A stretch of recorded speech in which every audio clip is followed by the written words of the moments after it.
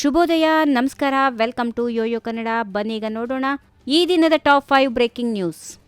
ರಾಜ್ಯದಲ್ಲಿ ಕಾಂಗ್ರೆಸ್ ಪಕ್ಷ 140 ಸ್ಥಾನಗಳನ್ನು ಪಡೆದಿರುವುದರ ಹಿಂದೆ ಶಿವಕುಮಾರ್ ಅವರ ಶಕ್ತಿ ಹಾಗೂ ಶ್ರಮ ಇದೆ ಎಂದು ಅನೇಕ ನಾಯಕರು ಹೇಳುತ್ತಾರೆ. ಇದನ್ನು ಪಕ್ಷದ ಹೈಕಮಾಂಡ್ ಪರಿಗಣಿಸಿ ಸೂಕ್ತ ಸ್ಥಾನಮಾನ ನೀಡಬೇಕೆಂದು ಕುಣಿಗಲ್ ಶಾಸಕ ಎಚ್.ಡಿ. ರಂಗನಾಥ್ ಹೇಳಿದ್ದಾರೆ. ರಾಜಕೀಯ ಎಂಬುದು ಕೃಷಿ ಇದ್ದಂತೆ. ಹೆಚ್ಚು ಶ್ರಮ ಹಾಕಿದಷ್ಟು ಉತ್ತಮ ರೀತಿಯಲ್ಲಿ ಬೆಳೆ ಬರುತ್ತದೆ. ಕಠಿಣ ಪರಿಶ್ರಮದ ಮೇಲೆ ನಮಗೆ ಹೆಚ್ಚು ನಂಬಿಕೆ ಇದೆ. ಇವರ ಮೇಲೆ ಭಗವಂತನ ಹಾರೈಕೆ, ಜನರ ಪ್ರೀತಿ, ವಿಶ್ವಾಸ, ಹೈಕಮಾಂಡ್ ಆಶೀರ್ವಾದ ಇದೆ ಎಂದರು.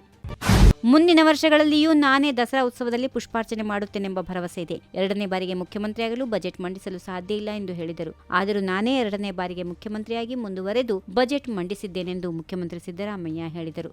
ನವೆಂಬರ್ ಕ್ರಾಂತಿ ವಿಚಾರವಾಗಿ ಪ್ರತಿಕ್ರಿಯೆ ನೀಡುತ್ತಾ ಹೇಳುವವರು ಹೇಳುತ್ತಿರುತ್ತಾರೆ, ಹೈಕಮಾಂಡ್ ತೀರ್ಮಾನವೇ ಅಂತಿಮವಾಗಿದೆ. ನನ್ನ ಕಾರಿನ ಮೇಲೆ ಕಾಗೆ ಕುಳಿತಿದೆ.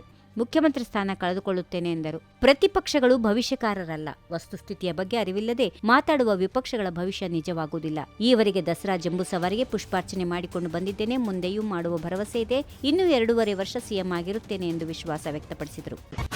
ನೆರೆ ಪೀಡಿತ ಕಲ್ಯಾಣ ಕರ್ನಾಟಕ ಪ್ರದೇಶಕ್ಕೆ ವಿಶೇಷ ಪ್ಯಾಕೇಜ್ ಘೋಷಿಸಲಿ ಎಂದು ಸಚಿವರು ಬಾಧಿತ ಪ್ರದೇಶಗಳಿಗೆ ಭೇಟಿ ನೀಡಲಿ ಎಂದು ರಾಜ್ಯ ಬಿಜೆಪಿ ಅಧ್ಯಕ್ಷ ಬಿವೈ ವಿಜೇಂದ್ರ ರಾಜ್ಯ ಕಾಂಗ್ರೆಸ್ ಸರ್ಕಾರದ ವಿರುದ್ಧ ವಾಗ್ದಾಳಿ ನಡೆಸಿದರು. ಅತಿವೃಷ್ಟಿ ಹಾಗೂ ಪ್ರವಾಹದಿಂದ ನಲಗಿರುವ ಕಲ್ಯಾಣ ಕರ್ನಾಟಕ ಭಾಗದ ರೈತರ ವಿಚಾರದಲ್ಲಿ ಸಿಎಂ ಉದಾಸೀನ ಮಾಡಬಾರದು. ಕಲಬುರಗಿಗೆ ವಿಶೇಷ ಸ್ಥಾನಮಾನ ಬಂದು ಅಧಿಕಾರಿಗಳ ಜೊತೆ ಸಭೆ ಮಾಡಿ ಪ್ರಧಾನಮಂತ್ರಿಗಳಿಗೆ ಪತ್ರ ಬರೆದರೆ ಸಾಲದು. ನೆರೆ ಪೀಡಿತ ಕಲ್ಯಾಣ ಕರ್ನಾಟಕ ಪ್ರದೇಶಕ್ಕೆ ವಿಶೇಷ ಪ್ಯಾಕೇಜ್ ಘೋಷಿಸಲಿ ಹಾಗೂ ಸಚಿವರು ಬಾಧಿತ ಪ್ರದೇಶಗಳಿಗೆ ಭೇಟಿ ನೀಡಲಿ ಎಂದು ರಾಜ್ಯ ಬಿಜೆಪಿ ಅಧ್ಯಕ್ಷ ಬಿವೈ ವಿಜೇಂದ್ರ ವಾಗ್ದಾಳಿ ನಡೆಸಿದರು.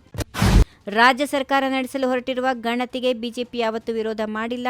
ನಮ್ಮ ವಿರೋಧ ಇರೋದು ಸರ್ಕಾರ ಸಾಕಷ್ಟು ಪೂರ್ವ ತಯಾರಿ ಇಲ್ಲದೆ ಸಮೀಕ್ಷೆ ಮಾಡುವುದಕ್ಕೆ ಹೊರಟಿರುವುದಕ್ಕೆ ಎಂದು ಕಾರ್ಕಳ ಶಾಸಕ ಸುನೀಲ್ ಕುಮಾರ್ ವಾಗ್ದಾಳಿ ನಡೆಸಿದ್ದಾರೆ. ಸಾಕಷ್ಟು ಸಿದ್ಧತೆ ಮಾಡಿ ನವೆಂಬರ್ನಲ್ಲಿ ಸಮೀಕ್ಷೆ ಮಾಡಿ ಎಂದು ನಾವು ಹೇಳಿದ್ದೆವು. ಆದರೆ ಸಿದ್ದರಾಮಯ್ಯ ಅವರು ಸಿಎಂ ಅವಧಿ ನವೆಂಬರ್ನಲ್ಲಿ ಮುಗಿಯಲಿದೆ. ಅದಕ್ಕೆ ತರಾತುರಿಯಲ್ಲಿ ಹಿಂದುಳಿದ ವರ್ಗಗಳ ಸಮೀಕ್ಷೆ ಮಾಡಿಸುತ್ತಿದ್ದಾರೆ. ಪೂರ್ವ ತಯಾರಿ ಇಲ್ಲದೆ ಸಮೀಕ್ಷೆ ಮಾಡುವ ಶಿಕ್ಷಕರು ಸಂಕಷ್ಟ ಅನುಭವಿಸುತ್ತಿದ್ದಾರೆ.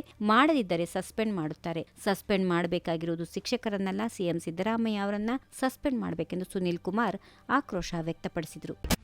ಎಐಸಿಸಿ ಅಧ್ಯಕ್ಷ ಮಲ್ಲಿಕಾರ್ಜುನ್ ಖರ್ಗೆ ಅವರು ಈಗ ಚೇತರಿಸಿಕೊಳ್ತಾ ಇದ್ದಾರೆ ಎಂದು ವೈದ್ಯಕೀಯ ಶಿಕ್ಷಣ ಸಚಿವ ಡಾಕ್ಟರ್ ಶರಣ್ ಪ್ರಕಾಶ್ ಆರ್ ಪಾಟೀಲ್ ಪ್ರಕಟಣೆಯಲ್ಲಿ ತಿಳಿಸಿದ್ದಾರೆ. ಬೆಂಗಳೂರಿನ ಎಂಎಸ್ ರಾಮಯ್ಯ ಆಸ್ಪತ್ರೆಗೆ ದಾಖಲಾಗಿದ್ದ ಖರ್ಗೆ ಅವರಿಗೆ ಉಸಿರಾಟ ಸಮಸ್ಯೆ ಕಾಣಿಸಿಕೊಂಡಿತ್ತು. ವೈದ್ಯರು ನಿರಂತರ ನಿಗಾ ವಹಿಸಿ ಚಿಕಿತ್ಸೆ ನೀಡಿದ್ದಾರೆಂದು ಈಗ ಅವರು ಚೇತರಿಸಿಕೊಂಡಿದ್ದಾರೆಂದು ಹೇಳಿದ್ದಾರೆ.